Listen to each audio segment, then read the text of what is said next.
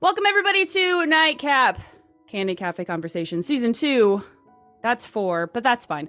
I am once again your host, Maria, and today I'm here with some amazing people you may know if you're in my circles at all. It's the Gnome Brew crew, everyone. Look at them. Look at their beautiful faces. Look at all of them. Look at that. They're just so great. They're so lovely. Oh my god! Oh, woo! Look at them! Our faces are already here. It's like right. But look at that the beautiful framed memory. That's like the double shot espresso brew. Yeah, that is. Oh, tasty. Mm-hmm. Gnome Brew is a fantastic thing. We're going to get into what exactly that is. But in case there are people here who do not know at all who any of you are, I would love for you all to introduce yourself and give a little taste of this kind of stuff that you do around the internet spaces or other spaces you want to talk about. Let's start with Gnome. Oh, what? My name's in the show. Your name's in the show. My name's in the show. I started the show. Hi, I'm Gnome, pronouns he, him. I do a bunch of all sorts of things. I wear a lot of hats. I'm a content creator. You also wear a lot of hats too. I do actually wear, I've got a hat rack behind me. I'm wearing a hat now. I feel like that I'm doing you a disservice as a friend, not buying you a hat every year for Christmas. Wally, if you bought me a hat, I would wear it till it's threadbare. But see, thing is, I wouldn't want that. I would want you to rotate your hats, but at least keep my hat in the rotation.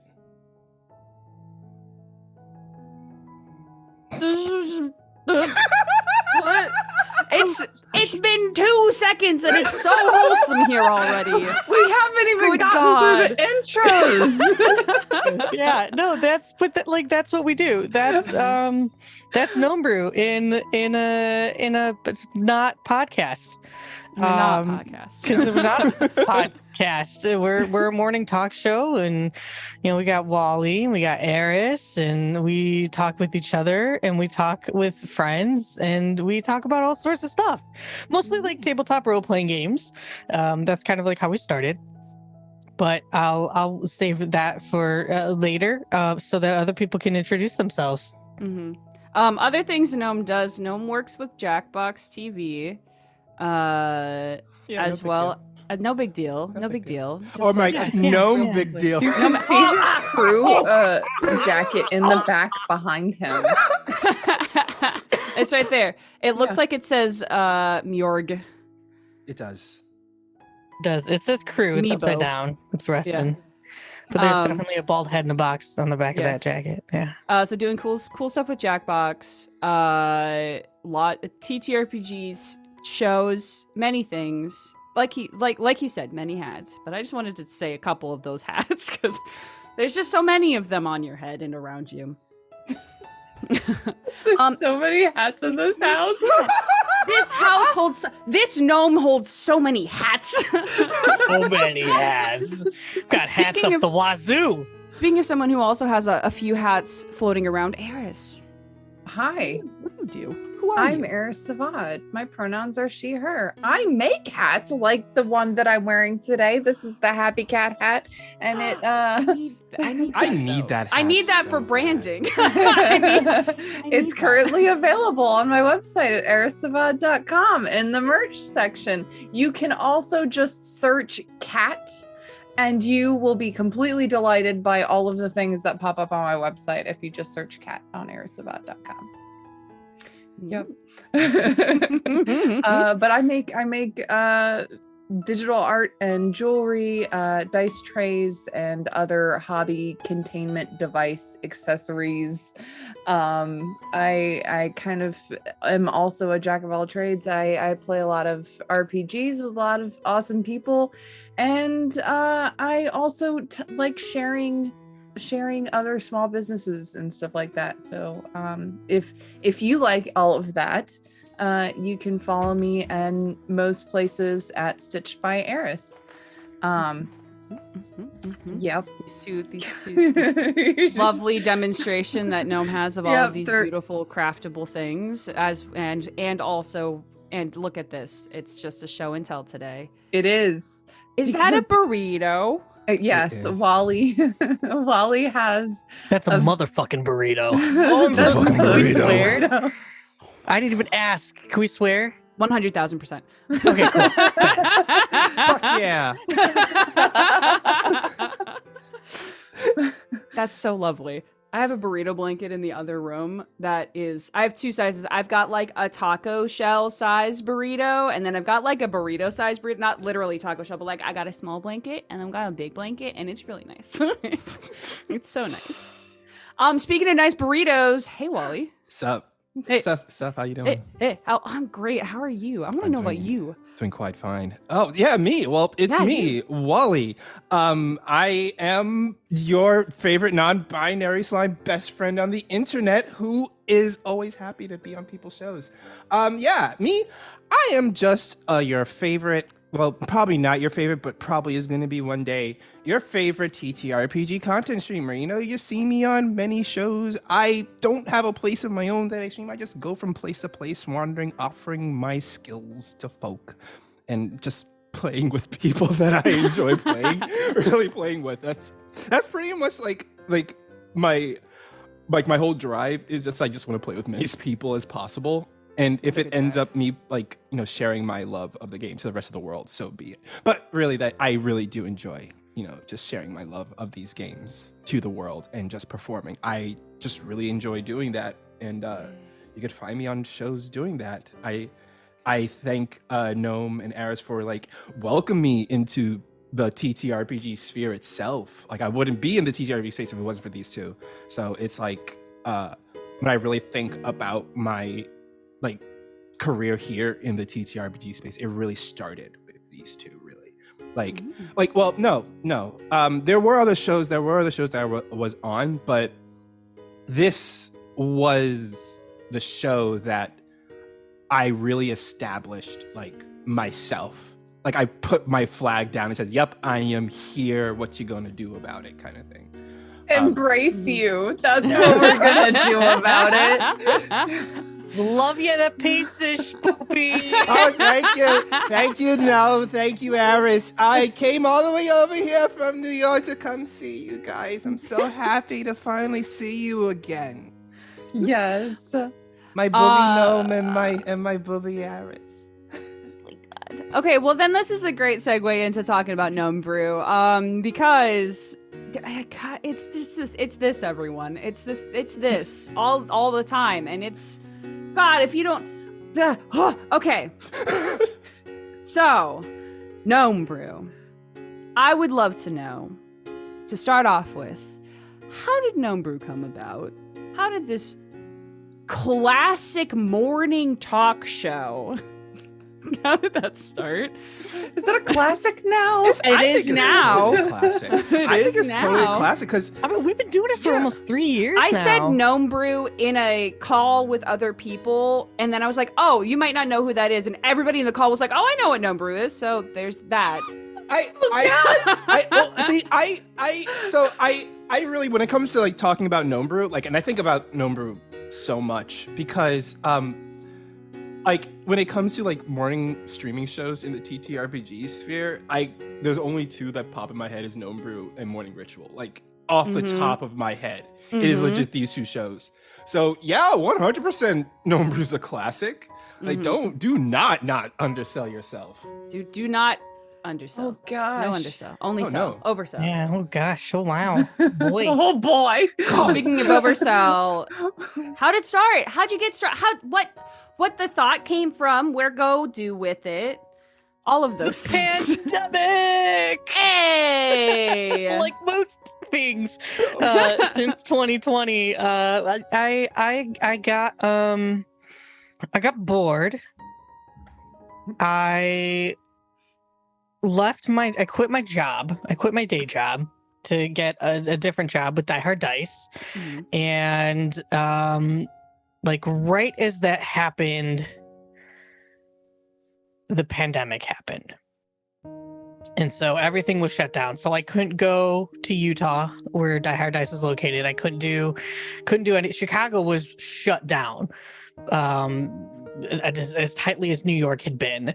No other place in the country was shut down the way that Chicago, like we had curfew and everything, like you could not be out. So I didn't have anything to do in the mornings, and my schedule was different now. I could kind of work my own hours a bit, and especially because they were an hour behind. So I had extra time in the morning, and I'm like, oh shit, well, what do I'm going to stream. So it started off as just me. And then I invited Aras to come hang out. And I never left. That's how you do it. Yep. And that's how Gnome Brew became a thing. And it was just like, hey, do you want to just do this regularly? Like, I really love your vibe. And we had only we'd only been playing in our Coriolis campaign for a month. Maybe 2 months? 2 months, maybe? because we started playing Coriolis in January. And we were playing on a weekly basis. And I think it was about the time that Void ended that you were like, hey, we vibe. That was on Unmade Gaming, right? Yeah. Yeah, that was on Unmade Gaming's channel. Great channel. Go check them out. They're a great channel. Yeah. Yeah. You can find great. us there 2 days gross. a week currently. Yeah. And then here's the story of how I met Walle. I had no idea who the fuck Walle was. No one knew who I was. No idea who Walle was.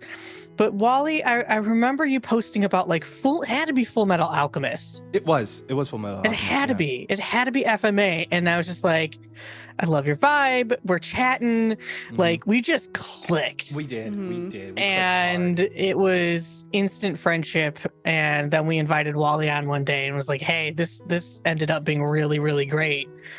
We'd love just chatting with you. Come be yourself. Talk about whatever you want, whatever's important, and just come vibe with us.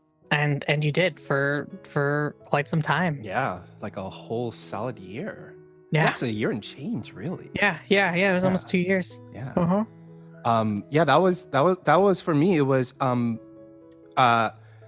Gnome Brew happened, I was at a point in my life where things were very chaotic for me. Like just to even talk about is that this is when I was my mom before she passed away. I was taking care of her, and it was me taking care of my mom, and on top of that, dealing with the fact that New York City shut down. Like New York City was, you couldn't do anything in New York City, and then on top of that, I was dealing just also with working from home also. And there was so many stressors in my life. And it was one day, I was just going through Twitch one day, and I just came across Gnome Brew. And I just like, okay, let me just pop this on for some background noise. And then I forgot what I commented in the chat. But I said something that made Gnome just pop off on screen. And we were pretty much, and it ended up being that we pretty much took over the show with just me chatting and Gnome replying to my chat. Like, he ignored everything else. Like, he's like, I'm just going to talk to this guy in the chat room right now for the next couple of minutes. And I think Aras was was probably messaging Gnome saying, no, you should say something to them. Say something. I feel like maybe they said something to get Gnome to say something to me just to get me on the show, because when you guys invited me, I was like, what the fuck? What the fuck? Why? Why would they invite me? I'm just some rando schlub that showed up in your Twitch chat. No. But then when I went on the show, it was just like instant vibes. Like we all clicked in, like we were like a bunch of like old friends, like talking and everything, and now we're a bunch of good friends. And like Gnome Brew is that show, you know. It's that show where I just saw like just the vibes, you know, just the warm energy. Every single person that came on this show just seemed to have just a good time. So when they asked me, I was like, oh, okay, let's go. Cowabunga it is. And here I am now, you know. And then they asked me to come back another time. And I was like, yeah, sure. And I started coming back over and over again. Then it was like, hey, Wally, you just want to be on Gnome Brew permanently? And I thought about it. And I'm like, I mean, I don't got nothing else I'm doing during the day. Like, what else am I gonna do? So, like, my day became, like, during those times, my day became, wake up, take care of my mom, do Gnome Brew, and then go to work. That was, like, my days for a while. And, like, Gnome Brew got me through that. My mom passed away. Gnome and Aras were there for me. Like, they didn't have to. Like, they didn't have to, but they were. And, like, that was when I realized it was like, oh man, this is real. This isn't like just some people I'm just streaming with. This is real. That's when I realized, when it comes to not in just the TTRPG community, but also the streaming community, you are able to make like bonds with people. You're able to make them. And like, I kind of like went into the space thinking like, oh man, any bonds I make isn't going to be real. It's just superficial stuff, you know, people wanting to do this. And now I have such good long-lasting friendships now, and I'm like, what the fuck? I wasn't planning this to happen. When did all of you show up? Fuck, you guys are not supposed to be here. I was only going to be here for 3 years and slowly fade away. No. Oops. No, Gotcha. here I am now, and I don't want to look back. You know, yeah. It's to kind of touch on that. It is really fascinating, the online space, but particularly the TTRPG and / or streaming space, because there is a lot of that. Like, parasocial relationships are everywhere. Oh, yeah. They're everywhere. But you do get those rare moments of being able to genuinely and actually connect with people. And it's fascinating. It's supremely fascinating because it's easier now to meet new people from every single kind of walk of life and place in the world. It's just it's just wild to like stop and think about, you know, all the people that I wouldn't meet. I wouldn't have known any of you had I not been in the TTRPG space or the online streaming space. I wouldn't know any of these, and that would have made my life less happy because y'all are great. Because, well, you're great too, though. Like that's the thing is, like, I think a lot of us start off with that parasocial relationship. Like, you know, I'm a fan of what you do. I watch your shows. And like, but then you get to talking and you get to know people and you start getting more of their life, and that parasocial side kind of fades and it moves into that friendship territory. Now there is no line. Right? You can't be like, now we are friends. It's everybody determines what a friend is, you know, in their own way. But the friends, like I've made family here. I've made family because of the TTRPG space. There are people who helped me get through some horrific things in my life in the past couple of years, and especially like getting through the pandemic. Has just been incredible, being able to talk with people, and like you said, from all walks of life, all over the place, all over the world. You know, we've got friends in Japan and Australia and in Germany, in the UK. You know, we've just everywhere. The internet is an amazing, you know, aside from the cesspool that it also is, but it can be quite an amazing place. I think that that speaks to a bit about curating your spaces. Like, we talk about it all the time as semi-public figures. I mean, I guess technically we're all public online figures. Personalities. Online personalities. You got to curate your space, and that also means protecting your peace. There was stuff going on online all the time, but today in particular, where like someone was quote tweeting someone who was obviously not at all interested in having a productive conversation or anything like that, and it just kept snowballing. And it's like this person spent so much time doing that when the other person on the other side of that screen had obviously no intent that could have been good from whatever they were poking at.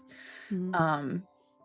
But they instead of just blocking the person and moving on, protecting your own peace, and they kept engaging, which, I mean, sometimes can change people's minds. So it takes a little bit of judgment to figure out which this person is going to be, and sometimes it's a little too late when you figure that out.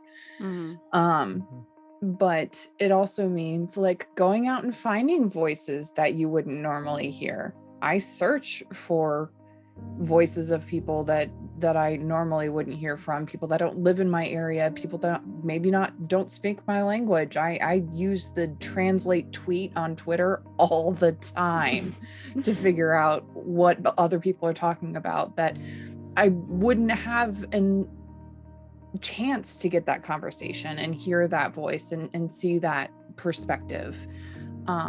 So it kind of goes both ways, both curating your own space and being careful of who you let too close to you, but also making sure you're reaching out to people that aren't necessarily right there. Yeah. It means it when it comes to like eliminating that parasocial relationship, and it really depends on like if you really want to like try to like put yourself out there and try to make that connection, because it's like when I was telling myself, like I had zero intent on making lasting relationships here, but I just this is just recently, because currently it was just things were just happening, but now I decided to actually make the effort to go like, you know what, yeah, why don't I try? And it's surprising. You learn things. You learn that when you have that parasocial relationship with someone, you learn like, oh, if this was just a parasocial relationship, this may not even be a friendship. You can be totally fine with that person that you look that has a lot of followers. You can just like, yeah, you know what, they're cool, but you know what, I think I would not see myself being friends with them, and that's totally fine. That's totally fine. You don't have to be friends with everyone. You don't have to be. You know, you do not have to be. Even if they are like this big prominent person in the field, like you don't have to be. You could just admire them from afar and be like, yeah, you're pretty cool. Yeah, I'll like your stuff. But I'll have a conversation in a cafe sometime. Once yeah, or you twice. know. Yeah. But it's very much the thing is that you really learn like who you want to surround your life with. You have to learn who you would rather see yourself associated with. Like, who do you feel comfortable opening yourself up to? But it's also at the same time, you still got to be careful, because you know you're still taking a risk with a friendship. Everyone takes a risk with new friendships, especially later on in your life. But also when it comes later on in your life, you have experience, you have knowledge, well, like what to look for and what not to look for. And I think that, like Aras said, is that we are able to take those experiences and cultivate, you know, who we surround ourselves with, even in the online space. You know that Twitter block button is very handy sometimes. Yeah, it's the oh, where did that thought go? It went somewhere. I don't know where it went, but I really like everything that y'all are saying. It's really, really good. I don't remember where it is. It'll come back at some point, I'm sure. I didn't need an opportune time. I think I saw it fly just under the door behind you. It just went right out. Yeah. Welcome to this part of the world. No, curating your space. Yeah, that is it's something that I think gets thrown around a lot in the streaming space, and in some circles in like a joking manner of like, if you're curating your space, you're just not letting people, you're gatekeeping. And well, I mean, you're I'm just not not opening the people. door. I'm not. Yeah. You're right. Yeah. I'm No. not preventing people from from making their own podcast or their own show or playing this game or having a thought. Yeah. I just don't want to have TERFs in my space. That's it. Yeah. I don't want to be friends or pretend to be friends with people who hate me. Yeah. I'm not about that life. Yep. Yeah. You can call it what you want. If it's called gatekeeping, then I am the troll on the fucking bridge. I would like to offer a new perspective here, because gatekeeping means that you are blocking people out from what would be a public space, right? This is me protecting my front door to my home. This is me inviting only certain guests inside my home for tea. This is me making sure that the people that are visiting my home are treating my guests well. And if you stop treating my guests well, you can leave now. Yeah, it's perfect. Because you got to remember, perfect. the key word is your space. It's not a public space. It's your space. That means it's your private space that you are 100% fully allowed to let in whoever you want. It's not gatekeeping when it's, you are the gate. Yeah, it's not an amusement park. Yeah. Where it's exactly what you were saying, Aras. It's like opening the little garden gates so that people can walk to where you live and thrive and do the things that you like to do. And that's something that I think it's so lovely to see spaces like the Gnome Brew space, like the people that congregate around y'all's show if y'all watching it or listening to this want a safe space and not a safe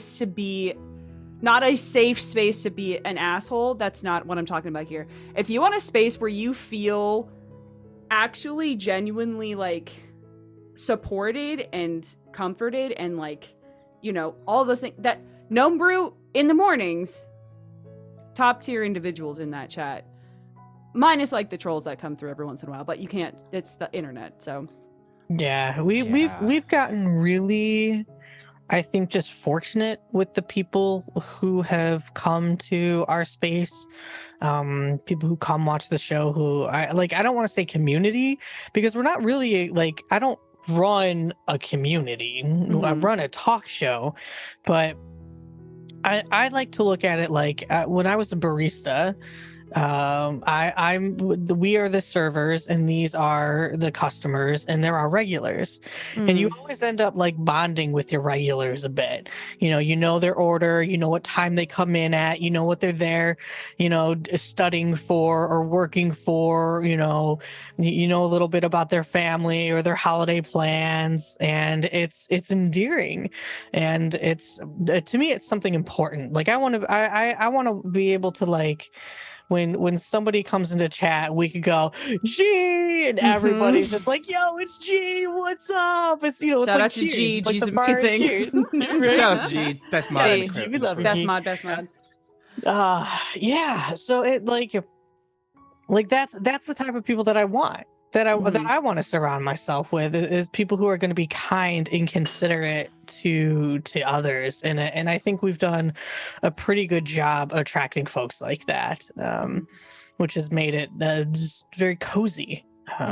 It's so. I mean, nice. Walle found us organically, so Yeah. I found y'all organically. Like I think that's where I first learned of both Walle and Aras is through Gnome Brew. And I feel like I had seen Gnome's persona floating around the ether at some point, and I think it was due to Unmade Gaming. But like it has connected me with people that I didn't like. People like Zerjester, I didn't know existed until I went to Gnome Brew and y'all rated into 0. Like, that's sort of little tiny things that don't, I don't think about until I like take like 17 steps back and I'm like, oh, it started over here.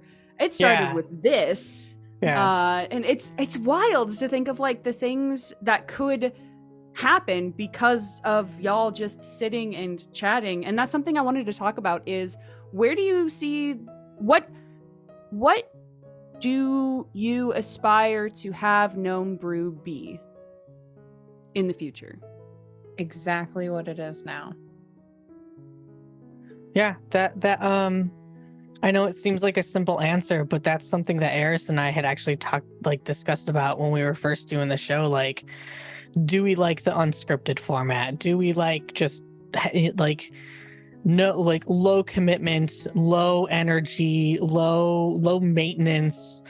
And the answer was yes, because we were exhausted. We were burnt out because of the state of the world and everything that was happening in our own, individual lives.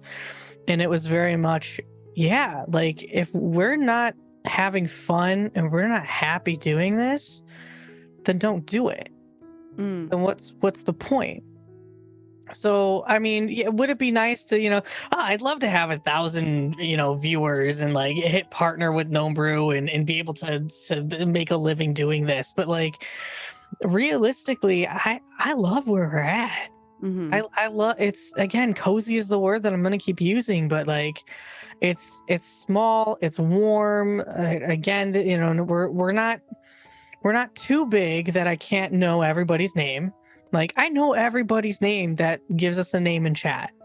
We remember their pronouns. We remember little bits about them. We remember to ask about their families and how school's going or how work's going or what their pets, names are. Like, we wouldn't be able to do that if we were bigger. So it would be cool to be bigger, to like do those things, but a bigger production means more commitment and more time invested. And I just don't think we want that. I love where we're at. It's kind of like when you look at a lot of like talk show streamers out there, or just like a lot of like, I like to call them talking head streamers. Now, I'm not saying this is like that, using the term is like a bad thing. No, I'm like yeah, just because that's what I see a talking head, right? But there's a lot of those kind of streamers who are very well known, but that feeling of, just like Gnome said, coziness, of knowing that you are walking in to this stream and everyone is going to know you. The streamer calls you out. That's a good feeling. Like it's a very good feeling, that when the streamer calls you out, because it means like, yeah, you're a regular here, you are known, you feel welcomed. And we just need more streams like that, where people just feel welcome to want to sit in and watch your show. Because anyone can stream, but unless you're like making a very welcoming, warm environment to make people want to come back, you're not gonna really do anything. You're just gonna be putting out there. I mean, and if you turn around and you start complaining like, oh, I'm not making those big numbers or anything, but you gotta sit back and think about it. Like, all right, well, what are you doing to make people want to watch you? Like, yes, you want to make your content. Yes, make your content the way you want to make it. But like, what are you doing to reach out to those people that like the same content you do, and will want to absorb the content you make? Like, just me welcoming. It goes a long way sometimes. It's fascinating to me because I have what feels like 1 billion streamer friends now, and am seeing like all of these larger named streamer individuals, and like that I get myself caught in the trap sometimes of what you were saying, Walle, of being focused on not seeing myself progressing as quickly as other people that I'm in the same thread of employment.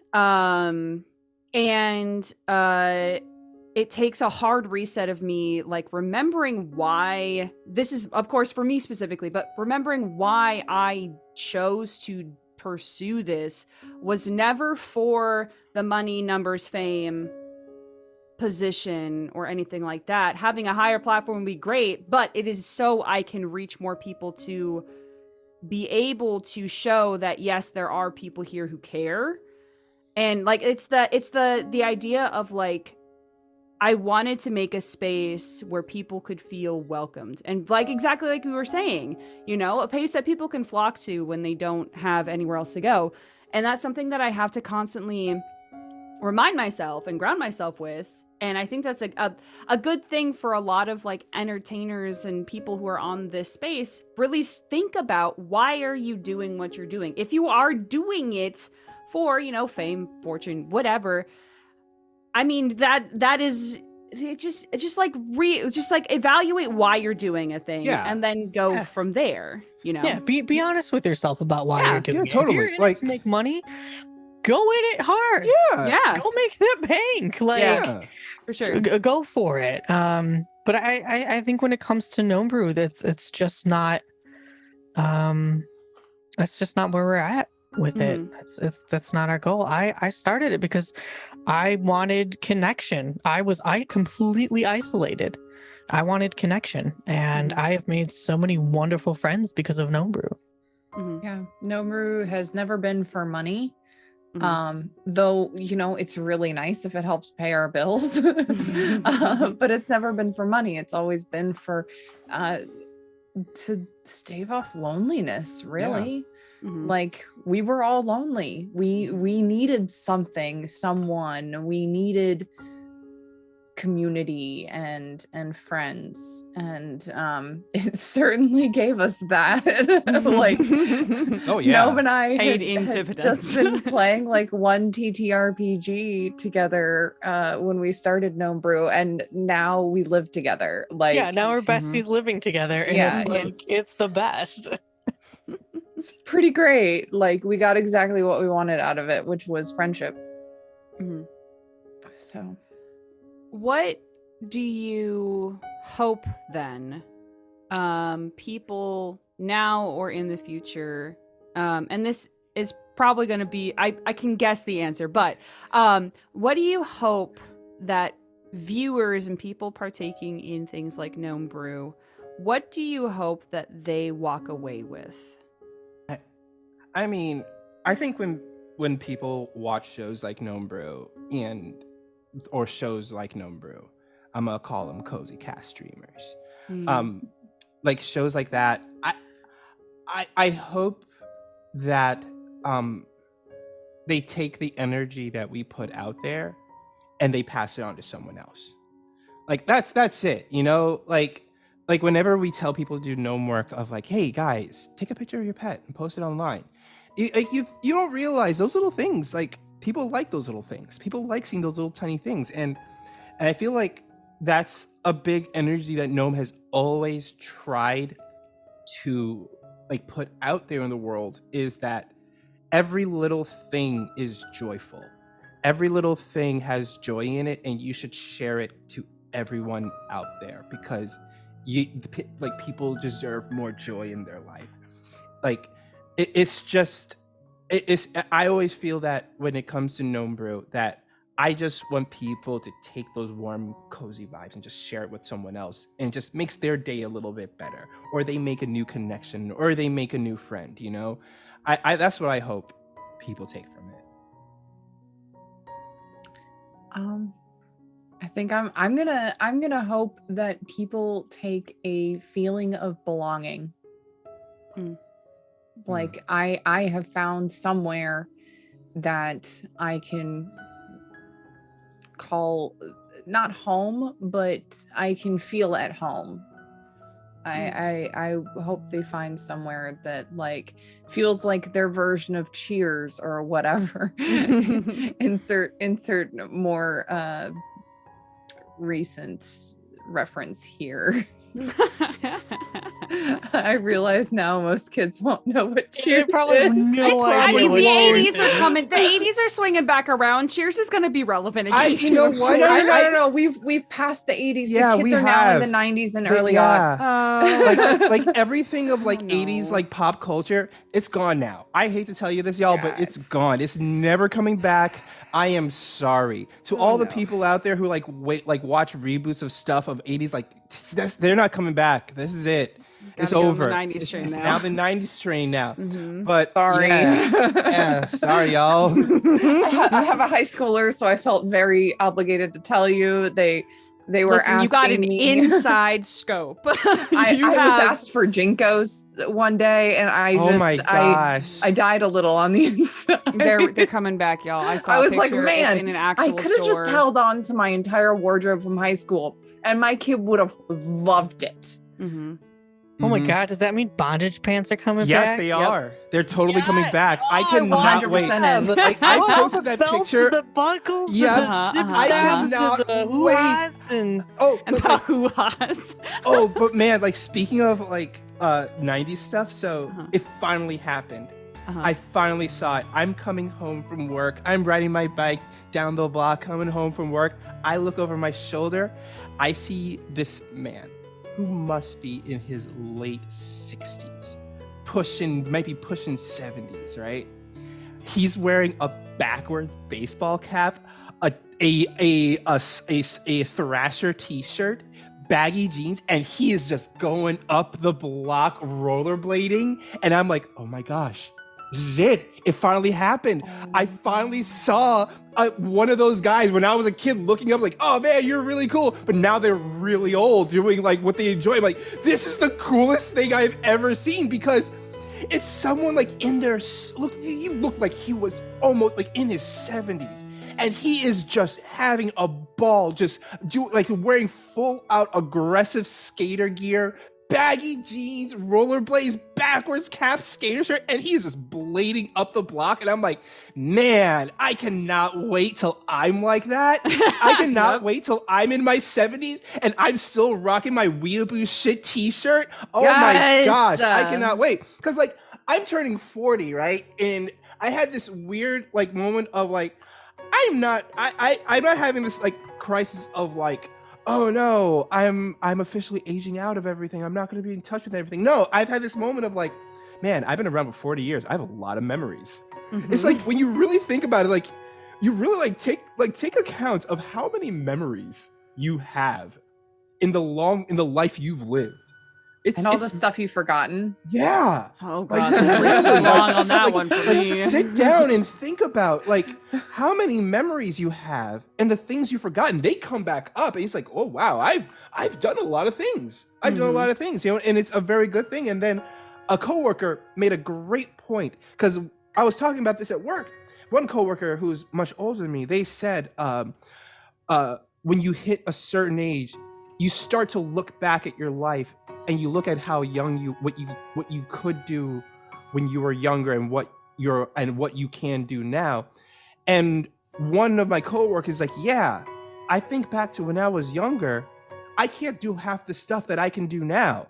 Like I can do all this stuff now. Not when I was younger, I couldn't do all that. And I sat back and I'm like, yeah, why don't I look at it like that? Like instead of looking at the stuff that I could have done that I can't do anymore, why don't I look at the stuff that I can do? Like I got a bank account now, you You have know? adult money. I have adult You money. got that adult I have- money. You want to see something? You want to see something really cool? Yes, Yeah. always. I always What did listen, you y'all. spend If you that ever wanna- adult money What on? happens Yeah. when you get adult money? This Tell is what me. happens when you get adult money. You can buy stuff like this. All Yes! right? Yeah. You can buy things like this with adult money. This is adult money. I couldn't do that when I was in my 20s. Why? Because if I bought this in my 20s, that's when I have no money for 3 months. Yeah, that's it. You got Yep. nothing. That's it. You know? So but like adult money, it's great. So that's where I'm at right now. I'm like thinking back, it's like, yeah, there's a lot of things I couldn't do that I'm doing now in my life that is fantastic, and I'm having so much fun. Yes, my knees hurt. Yes, I have a constant pain in my shoulder all the time that I take a leave for. But guess what? I am having the best time of my life. And I would not want to go back to those years of me being in my 20s and not knowing who I was as a person, not knowing who I am, not being comfortable in my own skin. I would never want to go back to those lives, you know? So like, yeah, man, like what were we talking about again? It doesn't matter now. We're here now. That's honestly what I love about this, and like the style of your show and everything like that. It's like, it doesn't matter where the conversation goes because we're here and we're all here together.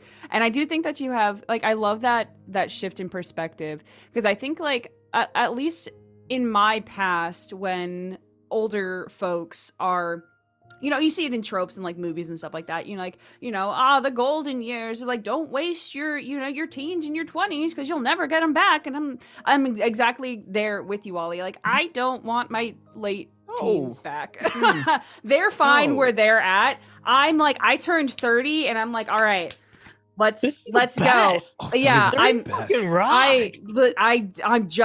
we're just dipping in 30, and I'm like, I'm 31 next month, and I'm like, let's go. We're 30 going. is what I call the ambiguous years, because you're not really in your 20s, you're not really in your 40s, but you're in this weird like gap that society does not look at you. You're just there. It's like, oh, you just exist. That's all it is. When you're in your 30s, you just exist. You are data to the world. That's all you are. No one cares about you when you're in your 30s. So when you're in your 30s, do as much as you can. That's the real time. Like, everyone thinks, oh, 20s is a party year. No. 30s is the party year. Why? Because like we said before, adult money is in the 30s. Hopefully by that point, a little bit of brain, a little bit of knowledge, a little bit of learning. A little bit of brain, yeah. Wisdom can take you very far. Oh, yeah. Just because through your 30s. 30s is when people figure out just because you can doesn't mean you should. And they find the difference between that. And most people kind of settle a little.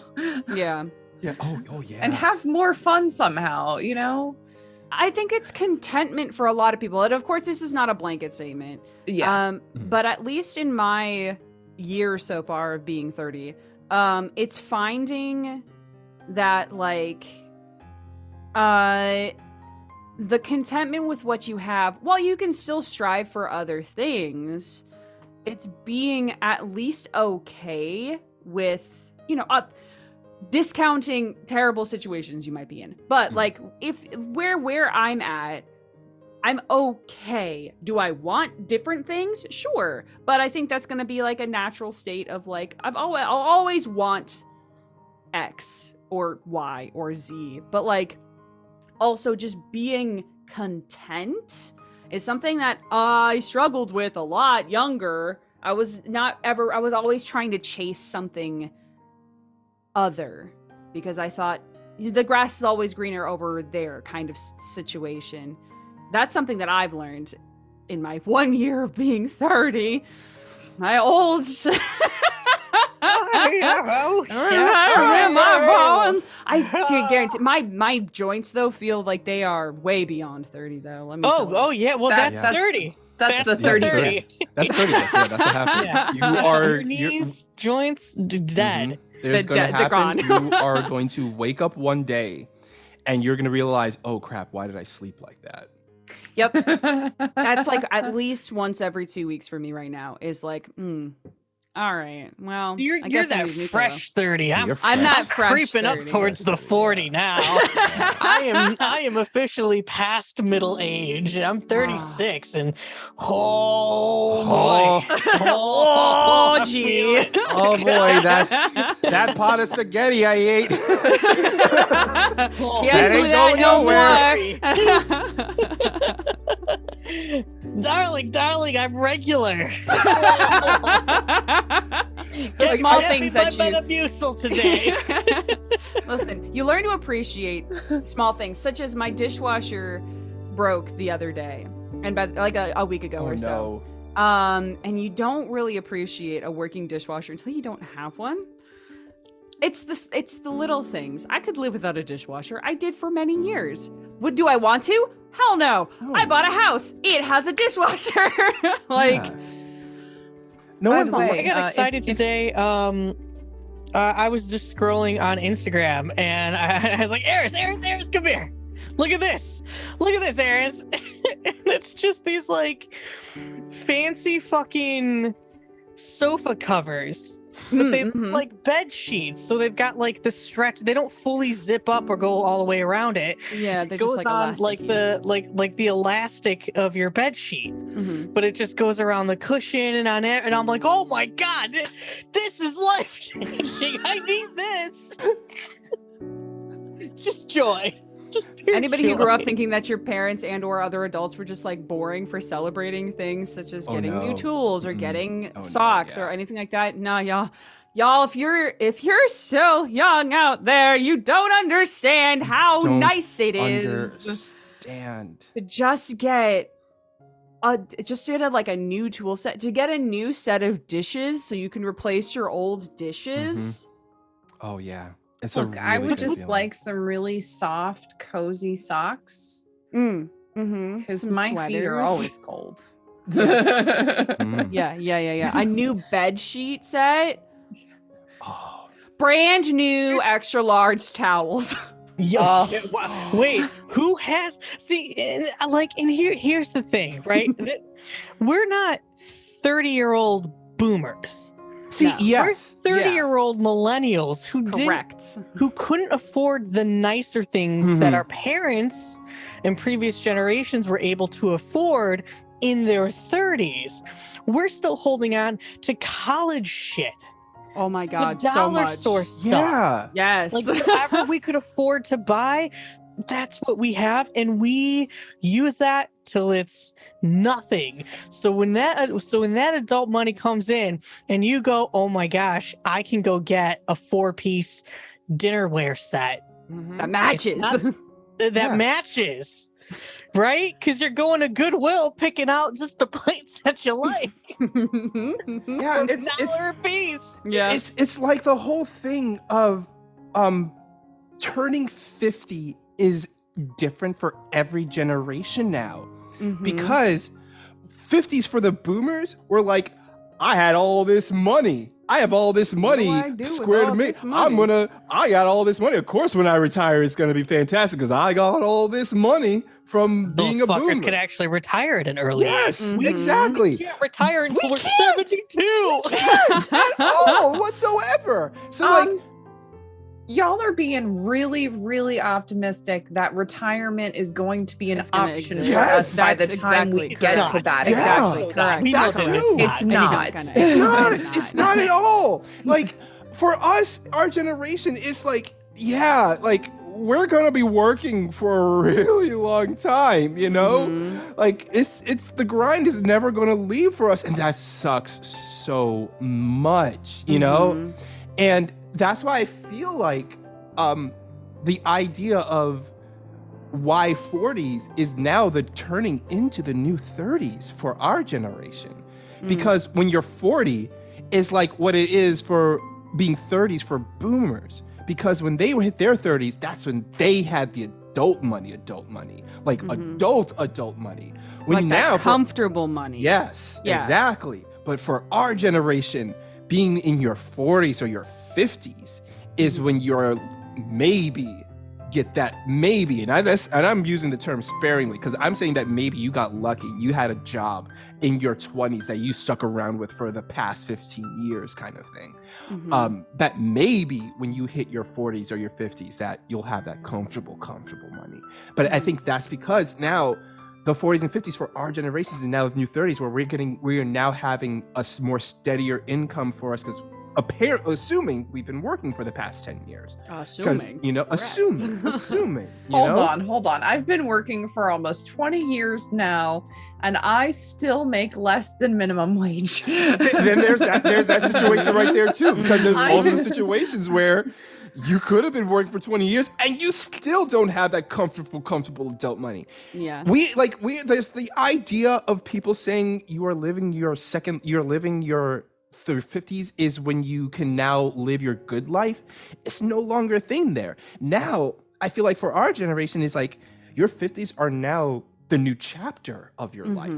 Like you have a chance to start something new, perhaps, maybe start a new occupation, maybe do something new to help you get more of that adult money and try something new. If you have the opportunity to do it, it's just, the idea of looking at your 50s and going, yeah, I can stop soon. It's not a thing for us anymore. It's the what you said really struck with me, which is the idea of like that mentality of like, oh, once I get into my 50s, that's when I can start living that good life. And I think that mental shift that I've seen a lot with like our generation and even a little bit younger is they know that time is not really gonna happen of like now, except for like a fortunate like small amount, definitely. And if it happens to you, I love that for you. I love that for you immediately. But I think what it is this mental shift of like, all right, we're never gonna get to that point of like, now is the time where now is the good time. We're trying to find it in the here and now instead of waiting, grinding it out and grinding it out until we get to that eventual point. There is no eventual point. So we're having to grind and also try to find contentment at the same time. Yeah. Yep. I completely agree with that. I think that's that's where you're getting the whole, like, the reason why like millennials and Gen Z are infantilized is because we're choosing not to spend our not money on things that previous generations considered an investment. We don't have that luxury to invest, so we're investing in ourselves we're investing in ourselves. Yeah, we're investing in ourselves. Yeah, we're not investing in like stocks or No. Like I'm privileged to be a homeowner, but like this isn't an investment. This is where I live. Right. That's like I'm not, I'm not passing this on as like it's not great, but it's like it's exactly what you were saying, Gnome. We're choosing to invest in ourselves, which is either through small things like buying matching dinnerware, or taking care of our mental health, or choosing things that bring us joy, even if it's smaller, because we don't know when it's going to happen again. Yeah. It's a very weird Great Depression era mindset. We're absolutely the generation of capitalism and consumerism, but we're not hoarders. But we also are just... Speak for yourself. You're not a hoarder. You're very tidy. You just hold on to things. That's how it starts. But it's the only thing that we can do that doesn't cost money is take care of ourselves in different ways. It's like, it kind of goes back to why like boomers infantilize us, because we are holding on to the things that give us joy. And what gives us joy? Video games and cartoons. I mean, yeah, of course we're gonna and like TTRPGs and like we're gonna hold on to those things because money doesn't give us joy like the previous generation. Because the previous generation was very much money equals joy. That's what they were all about. Having equals happiness. Yeah, that's exactly. We are not, that's not our thing. Our thing is like, we just take joy because from where we got it, and we're going to hold on to it and never let it go. Is it healthy? No, but that's what we're going to do. We are going to live that way, and we don't plan on changing. Gosh, I feel like I should add something to this, but I don't really have anything else to say about it. Like all that.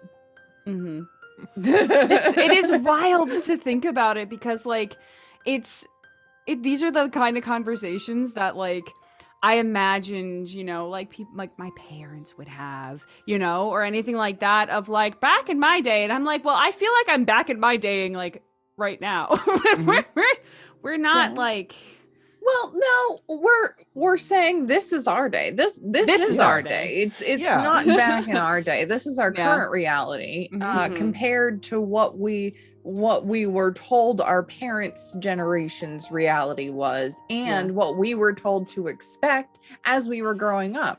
The reason why a lot of millennials and Gen Xers can't do things like buy a nicer house or buy a car or etc., fund the diamond industry because apparently we killed that.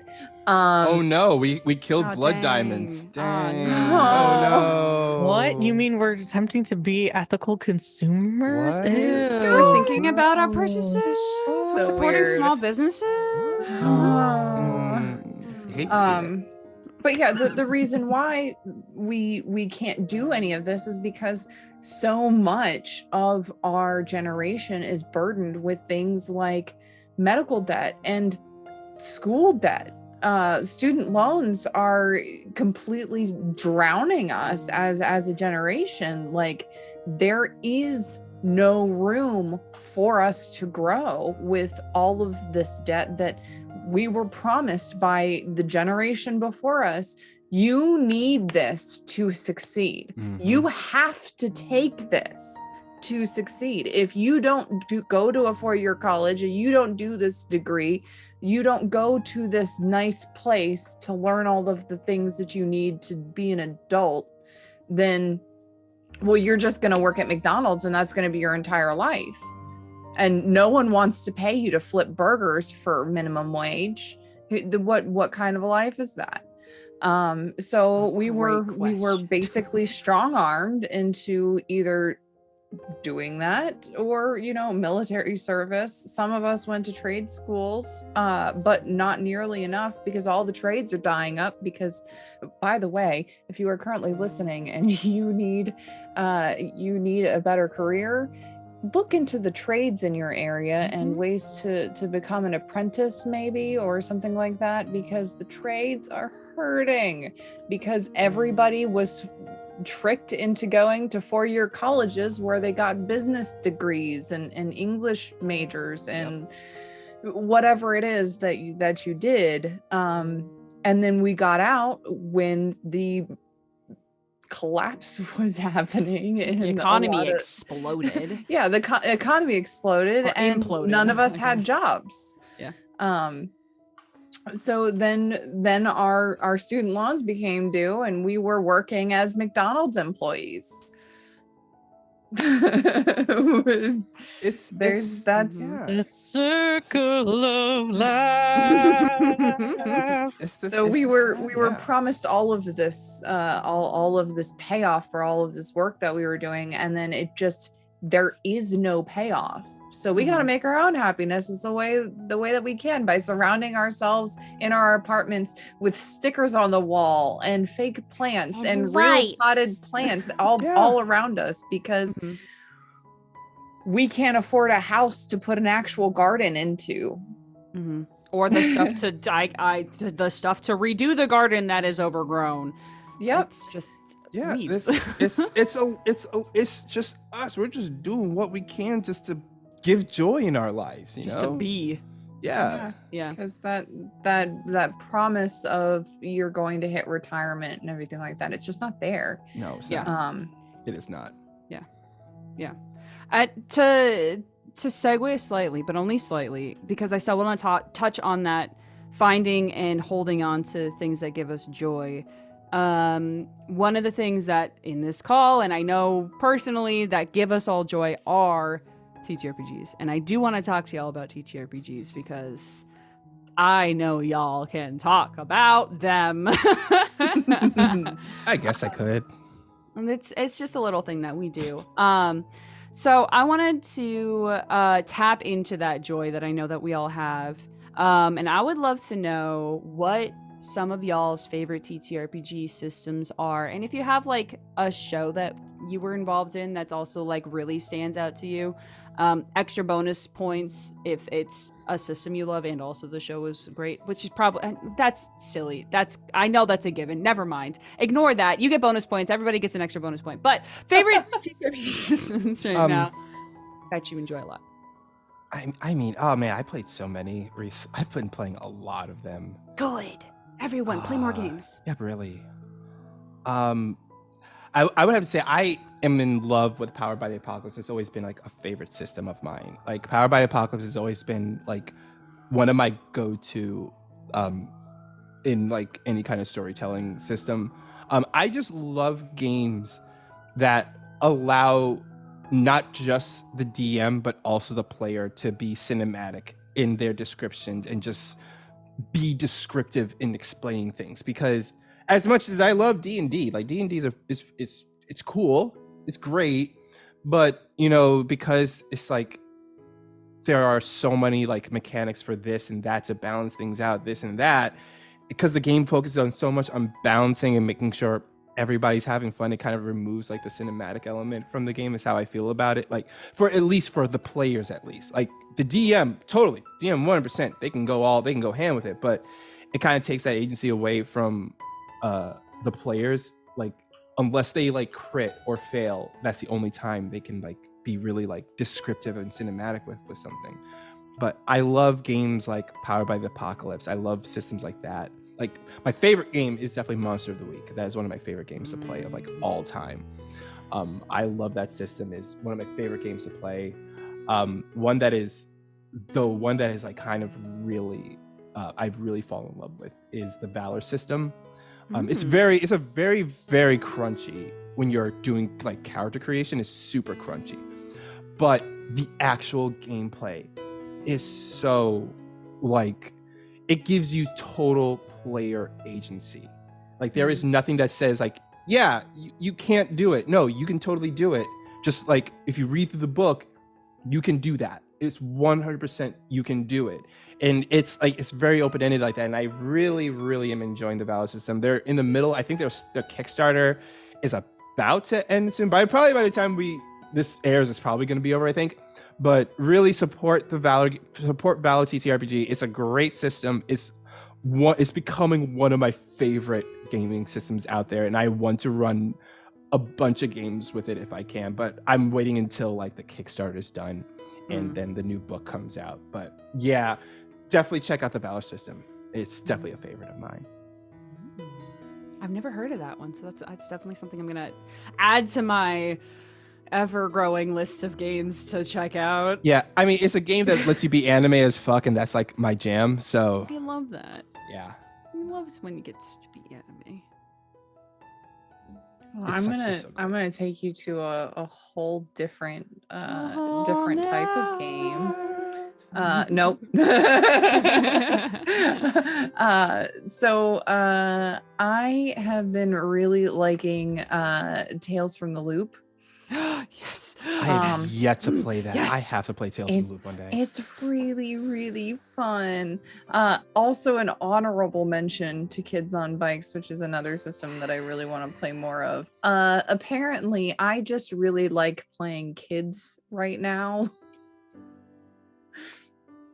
I don't know.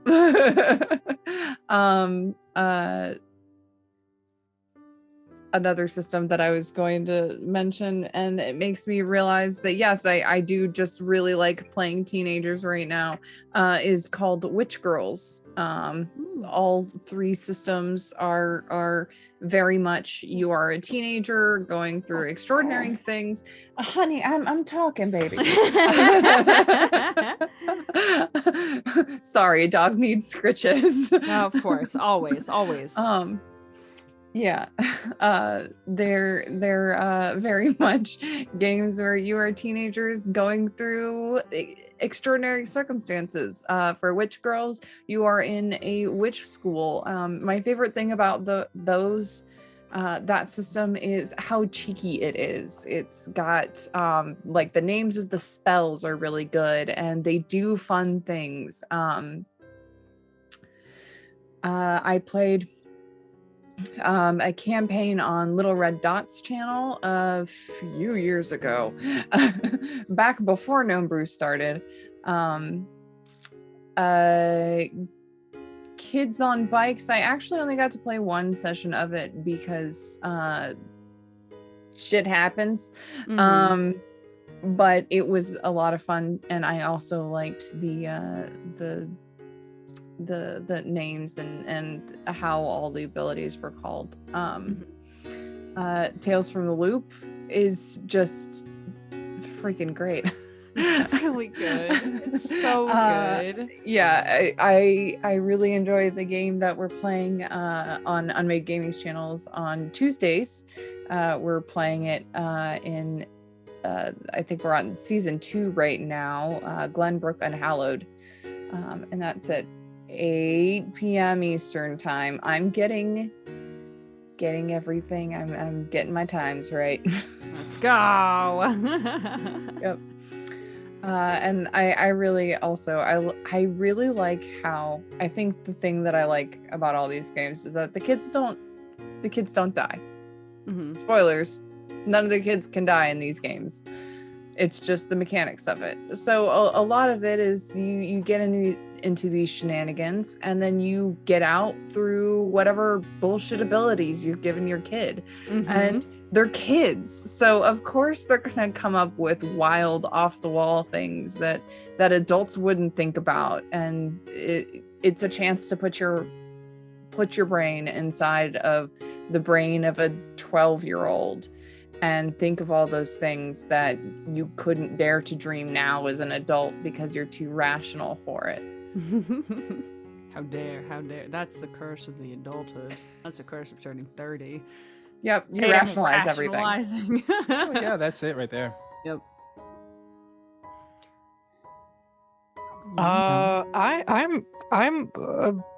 Wally, I'm so sorry. I least like Powered by the Apocalypse. It is not. Now, I've never played Monster of the Week, and I've been told that I should play Monster of the Week, so maybe that would change my mind. I have learned that when it comes to Powered by the Apocalypse games, it's very much which game you play. Correct. Okay. The skeleton and I'm like, the skeleton is similar, but like Urban Shadows, which is my favorite PBTA, is very different than Monster of the Week, which is very different from Mask as far as like the vibes. Yeah. Okay. So if you had a system that this is like kind of a general thing for you and for anybody listening, Powered by the Apocalypse is so vast. If you didn't like it in one genre, try a different genre. That's not saying you have to like it. No, yeah. I don't care if you like it or hate it. You may not like it. Yeah. Yeah. You just might not be your cup of tea. Yeah, and that like that's been my experience with it. I've just not been like the biggest fan of it. I'd rather play D&D, which feels like a very naughty thing to say, but I for me I'd rather play D&D. I like the I came to this hobby from wargaming, so I love crunchy strategy games. Give me Starfinder, give me Pathfinder, give me 3.5. Like I like doing the math as well as doing the performing and the role play. So I enjoy crunchy systems. But that being said, my favorite system is the Year Zero system, which is what Tales from the Loop is. Coriolis is part of that. I think the Star Trek game is part of that. What else? Mutant Year Zero. There's a couple other systems that are, or a couple other game titles that are part of the Year Zero system, and it's very simple. You have like your base stats, you roll 2d6, you have a pool of D6s, and that's it. That's kind of it, and then all the flavors added in. Like it's a very simplistic system, but when it comes to games like Tales from the Loop, it just hits with me. I love the coming of age stories. I love being able to tell those. I love the 80s. So like the two of them combined, it's my favorite thing ever. Wally, I'm so sad that I have not run you through a game of Tales from the Loop yet. I swear, I thought I did, but like, I guess I didn't, so I need to now. That's a goal of mine, is to run you through Tales from the Loop. Gotta make that happen. But yeah, that's probably my favorite. I really liked Coriolis. The lore is really good, but if you want some good lore, Starfinder. Yes. I don't necessarily like playing Starfinder on stream. It is not a stream-friendly game. It's just not. But damn it, the lore. Says the guy so who good. ran us through a Starfinder game. Hey, you got, yeah, you did You though. gotta learn. Yeah, when I ran it through, we were bears. Like You were bears. everybody was bears. It wasn't even Honey Heist. It was just everybody was space bears. Yeah, that's how I run games. Okay, I'll figure out a way to mess with it a bit. Figure out a way to make everybody bears. Yeah. Everybody gotta be bears. I still have like Yeah. my bear pun counter on my my Elgato Stream Deck. Like I just can't get rid of it yet. The sound is not connected since I like recently moved the computer, but it says bear puns, and then when I used to hit it, it would go, make bear noises on stream. Yeah. Oh my god. I keep thinking of like which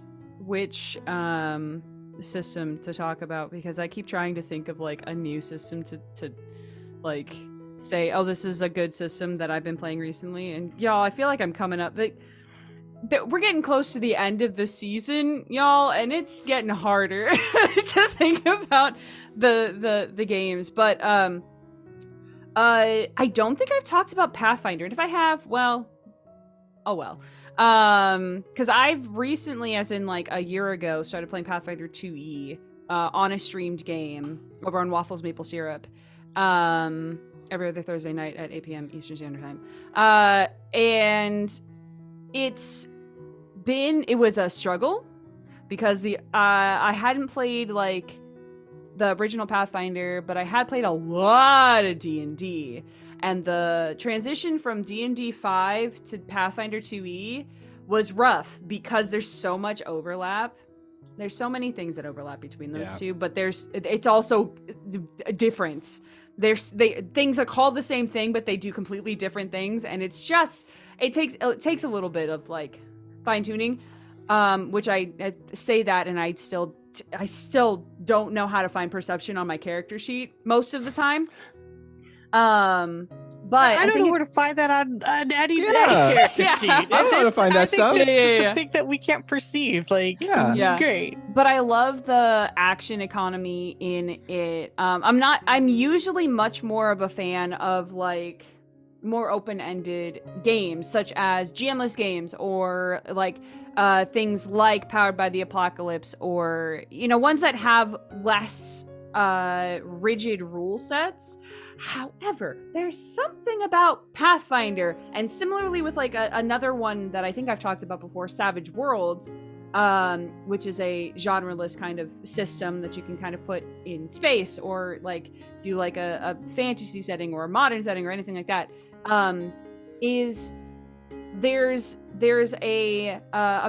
There's a lot of chunk to it. There's a lot of crunch to it, but it does it in such a way that it doesn't hamper any of the like open-ended role-playing type things, which I feel like sometimes a lot of like crunchy systems kind of, you have the crunch or you have the like narrative, and they don't really flesh well together.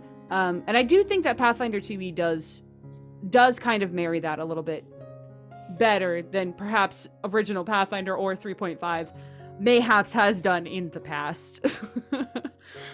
That's my honorable mention today. If I mentioned it before, well, you get to hear it again, y'all, because it's great. The last thing I wanted us to chat about is a question that I thought of today, and I thought it would be very interesting to hear from y'all.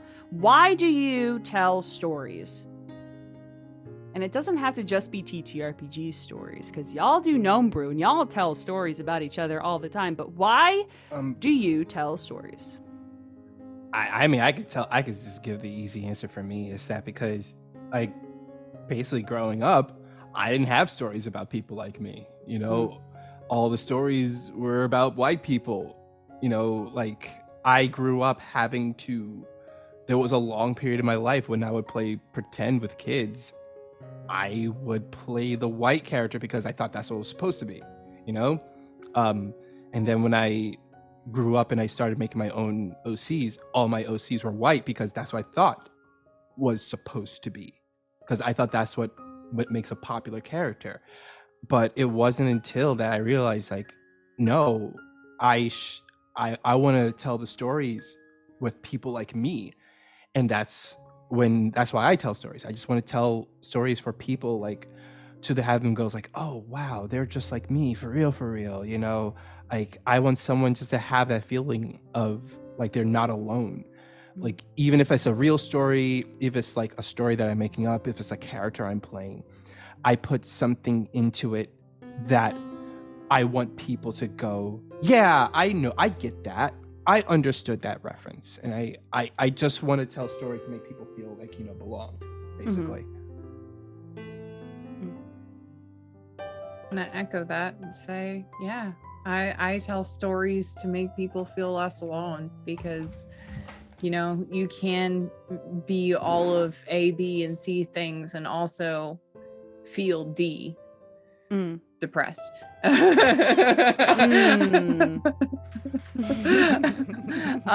But you can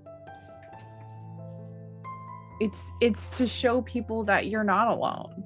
Because there are so many people that I've connected with because of the things that I talk about, like disordered eating and being an orphan and all the found family stuff, being a parent. Like, all these things are a part of me and a part of many other people, and none of them is less than any other part. And people need to know that it's okay to try to be happy when you're not.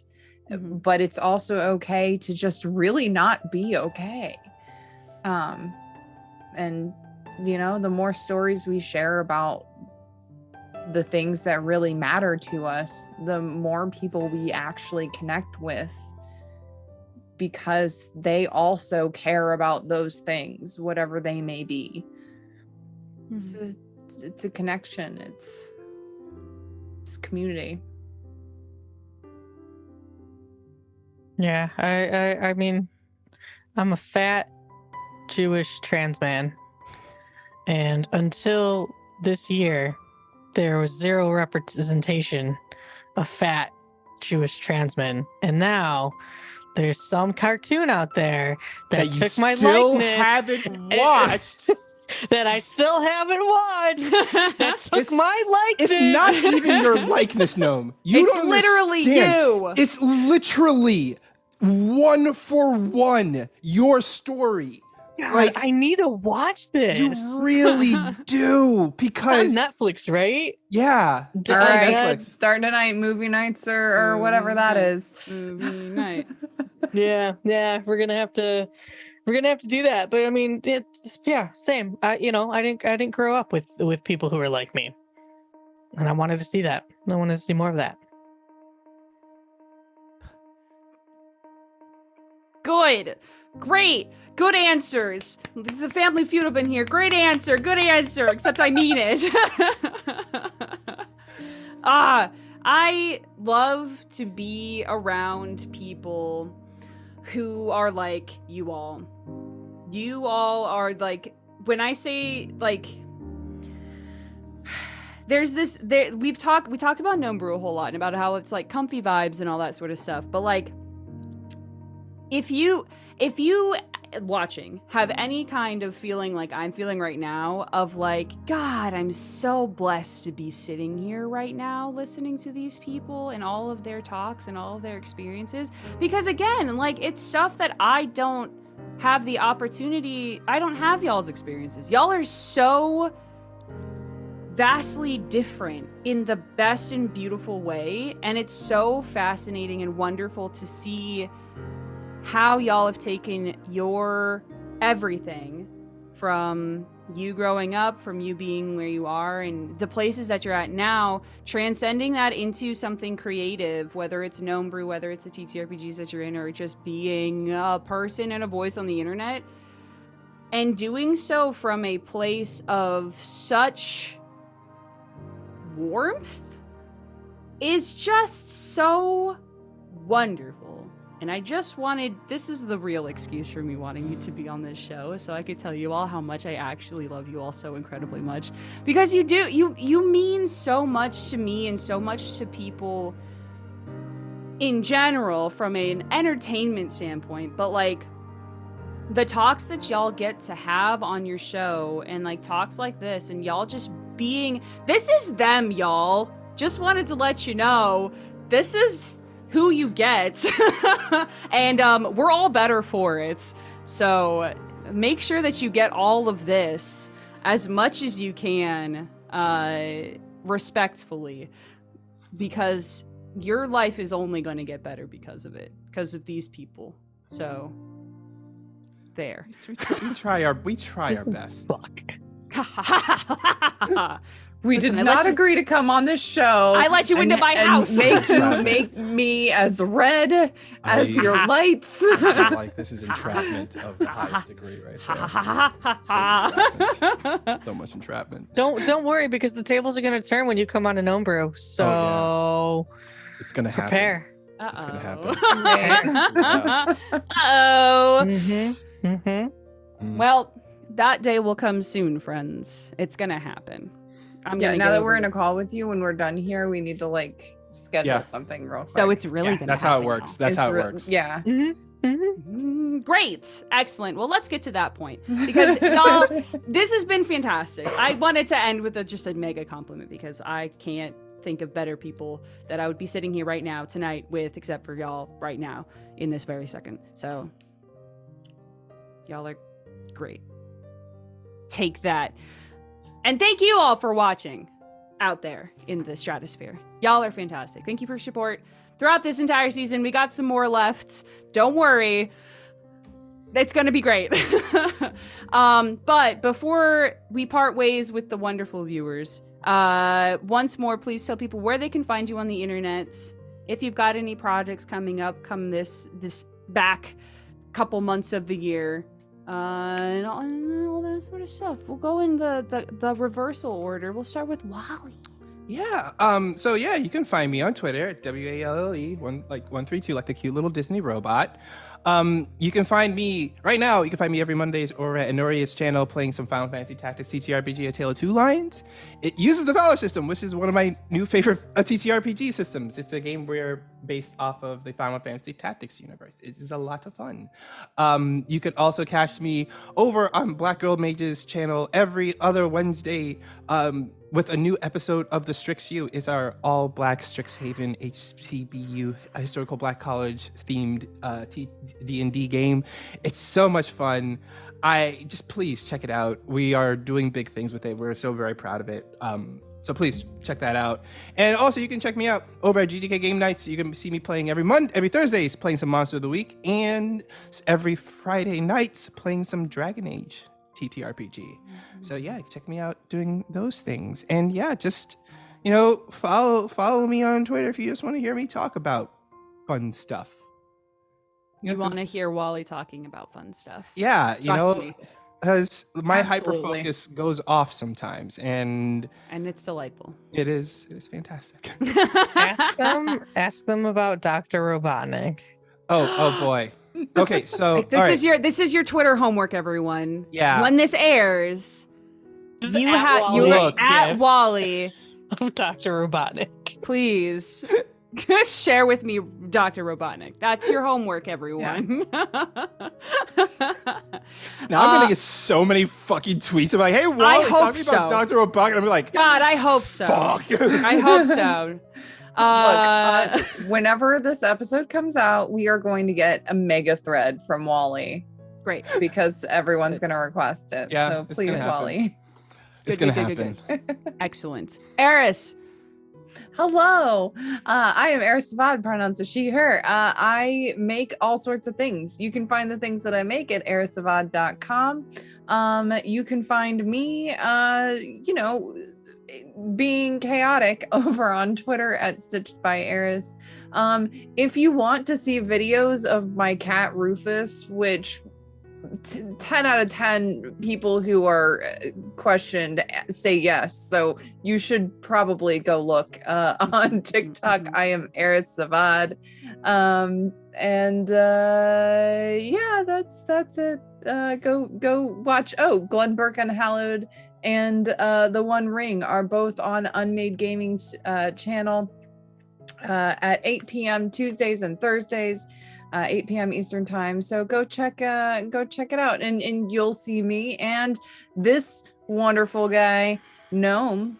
Oh my God, what a great segue. No. I know, right? That's really good. He never talks about any of the shows. He just No, I says, don't. yeah, He go never follow me, okay, does. bye. I don't. So I don't. thought I'd Great, do great, that. Because everybody You don't- else you're got not other stuff allowed- that they nope, got to talk you're about. not and allowed it's to. Nope, important, you're and not I want allowed them to. Well, good, great. You're in my house now, so please tell me about No, all of the things balls. you're doing.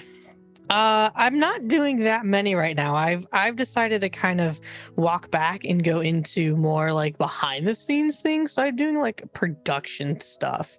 Mhm. What's up? My name is Gnome. You can find me on Twitch, Twitter, Instagram, and TikTok at Gnomedic. I do a lot of TTRPG stuff, but I also run the show called Gnome every Monday, Wednesday, and Friday over on my Twitch channel. And you can catch me also every Tuesday and Thursdays over on Unmade Gaming's channel, where we're playing, like Aras said, a Tales from the Loop game and a Lord of the Rings One Ring game, which actually just started. So I'm super stoked about that. It's just great cast for that show. It's it's pretty phenomenal time so far. I'm trying to think what else. I don't have anything else that I can talk about yet. So They have a Patreon, everyone. There's a shit. Patreon. There's a Patreon. There's a Patreon. There's a whole ass It's Patreon. a You should be whole ass checking out. Patreon. There's multiple levels. There's gonna be links to it. So if y'all aren't, there's gonna be butts in the chat too, because I got those on my channel too. we do like butts. We do love like the butts. We butts. summon our friends by butts. Correct. We do. It's very Yep. true. We do. Yep, we love butts and we love our friends. We I'm do. just gonna Yeah. say, I'm just gonna put in real quick that I can't say too much about it, but we have been talking about finally digging into Patreon funds for a Gnome Brew makeover. So just saying, now's a really good time. Yeah. Because Get that'll that give us support more in. of a budget to do more of a complete makeover. Let's go. Yes. Now is a Let's good do it. time. Every time's a good time, but now is a great time. Now's a great Go and time. support a local gnome and gnome brew and all of these people, because you should always be supporting all of these people. You should. Always. And of course, I'm Maria at happycapster everywhere the internet is sold. Right now I'm doing shows. If you're on this channel, you know them, but pretty much every Wednesday evening, 9 p.m. Eastern Standard Time on Only Play Wizards. I'm playing in the Expanse TTRPG. Every other Thursday on Waffles Maple Syrup, I am Outcast and Outclassed, which is our Pathfinder 2e campaign. And there's more things coming that I can't talk about. So keep Those are the eyes. fun things. Those are the fun things, and I'm excited to be busier. But it's gonna be great. It's gonna be good. New Year is gonna be great. The end of this year gonna be fantastic. So thank you all so much. Thank you in this call. Thank you out there with your butts and stuff. We'll see you next time. Until then, everyone, I hope that your cups are full of something delicious and warm. You're surrounded by people you love in a community that loves you back. And we'll see you next time. Goodbye.